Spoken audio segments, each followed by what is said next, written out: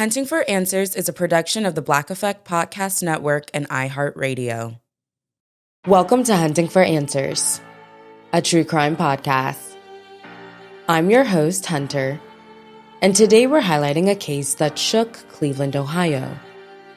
A case that exposed devastating gaps in how we respond when someone goes missing. In November 2008, a mother in her early 50s disappeared after telling someone she knew she was running errands and then going out for some fun. Her family did what any family would do. They went to police. They asked for help. But they were turned away. Not once, but twice. They were told to go home and wait, to wait for her to come back. But she wasn't coming back. For weeks, her disappearance was not treated with urgency. This is the story of Tonia Carmichael. Tonia Carmichael was a daughter, a mother, and a provider. Her mother, Barbara, was just 17 when she gave birth. A young woman working in the medical field, doing everything she could to build a stable life for her child. Barbara had grown up surrounded by brothers and had always hoped for a daughter. So when Tonia arrived, it couldn't have been more fitting. To her son Jonathan, Tonia wasn't just mom, she was superwoman. She worked double shifts as a medical secretary, providing for her children, Jonathan and Donita. She surprised them with toys, video games, even a family trip to Disneyland. This was the version of Tonia her family held on to. But as the years passed, Tonia struggled with addiction. The woman who had once given everything to her children began losing pieces of herself. Then, in November 2008, everything stopped. November 10th, 2008, Tonia left her home in Warrensville Heights, Ohio. She told a man who had recently repaired her car that she was running some errands and going out for, quote, some fun. It was the last time anyone saw Tonia alive. Days passed. Tonia failed to pick up 2 paychecks from a work placement center, something her family said she would never do. So they went looking. Her dark blue Chevy S10 pickup truck was found abandoned, about a mile from a house on Imperial Avenue. Within 2 days of Tonia's disappearance, her family went to police. First, the Cleveland Police Department, where they were told Tonia did not live in that jurisdiction. Then, the Warrensville Heights Police Department, where Tonia did live. What they were told next would stay with them. Tonia's niece, Markeisha Carmichael Jacobs, said police told them to go home, and that Tonia would return once the drugs were gone. The family left without a report. Weeks later, on December 2nd, 2008, they returned and were able to file a missing person report. By that time, critical time had been missed. What was not known at the time, and what would later come into focus, was that a man with a history of violent crime lived near where Tonia's truck was found. His name was Anthony Sowell. Sowell had previously served 15 years in prison for a brutal sexual assault. After his release, questions would later be raised about how he was monitored and whether warning signs were missed. The Carmichael family's attorney would later say that timing mattered and that earlier actions could have made a difference. For years, residents on Imperial Avenue reported concerns about a strong, disturbing smell in the neighborhood. In 2007, a call was made to the city council office, describing an odor that did not seem natural.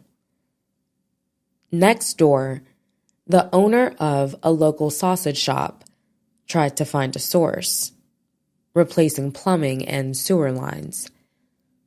For years, the smell was misattributed, but it was coming from 12205 Imperial Avenue.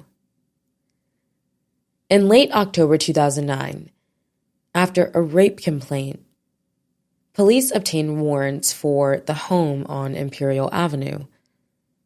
When they searched the property, they discovered human remains.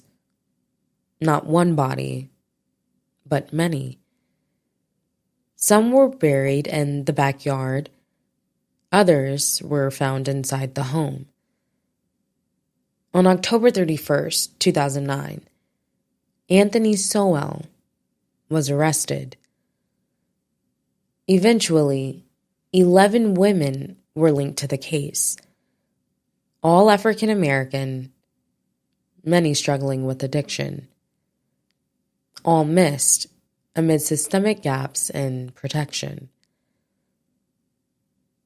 On November 4th, 2009, Tonia Carmichael was identified through DNA. She was the first victim identified after the discoveries on Imperial Avenue. Her remains were found in a shallow grave in the backyard. Forensic testimony later confirmed she died from strangulation. During interrogations, investigators said Sowell spoke about women in ways that suggested he saw them as deserving of harm. He used dehumanizing language to describe them. In his words and actions, these women were treated as disposable. Between 2007 and 2009, 11 women from the same part of the city went missing.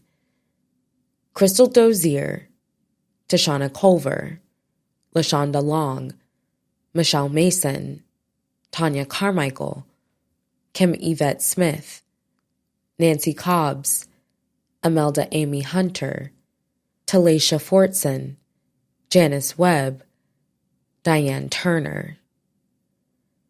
In the wake of the discoveries, and community activist Marcia McCoy joined others in offering community support. Sowell's trial took place in 2011. He was convicted on 81 counts and sentenced to death on multiple aggravated murder charges. During sentencing, Tonia's daughter Donita spoke during victim impact statements. She told the court that her family would continue to live on long after Sowell was gone.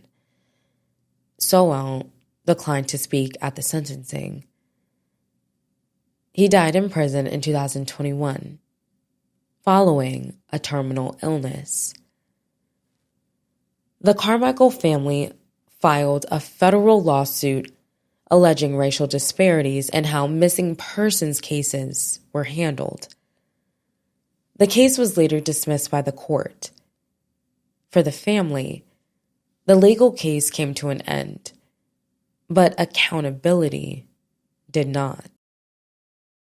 In 2021, the Garden of 11 Angels was dedicated on the former Imperial Avenue property, a memorial to the women whose lives were lost and whose names will not be forgotten. Our thoughts and prayers are with the family and friends of Tonia Carmichael and all 11 victims. As we close out this episode, remember that sharing Tonia's story helps make sure cases like hers don't just disappear. Follow Hunting for Answers for updates on this case and others like it. Subscribe on YouTube And follow us on Instagram and TikTok for more true crime stories and case updates. Thank you so much for joining us for another episode. Until next time.